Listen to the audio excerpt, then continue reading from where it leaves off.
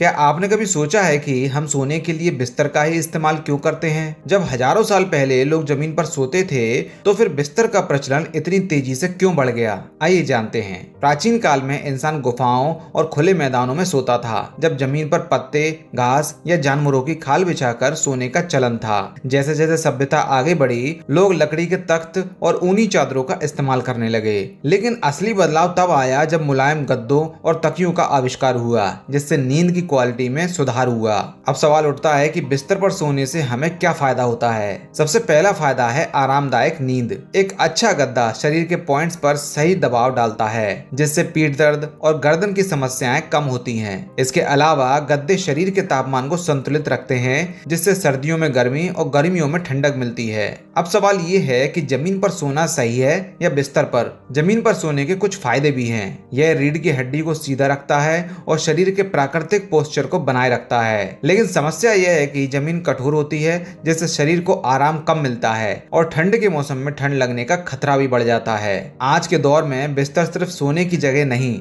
बल्कि एक आरामदायक और हेल्दी लाइफस्टाइल का हिस्सा बन चुका है। अब मार्केट में मेमोरी फोम, ऑर्थोपेडिक, लेटेक्स और हाइब्रिड गद्दे उपलब्ध हैं, जो नींद को और बेहतर बनाते हैं। इसके अलावा बिस्तर की चादरें, तकिया और कंबल भी हमारी नींद की क्वालिटी को प्रभावित करते हैं। इसलिए सही बिस्तर चुनना बहुत जरूरी हो जाता है। तो आप सोने के लिए क्या इस्तेमाल करते हैं, जमीन या गद्दा? कमेंट करके जरूर बताएं।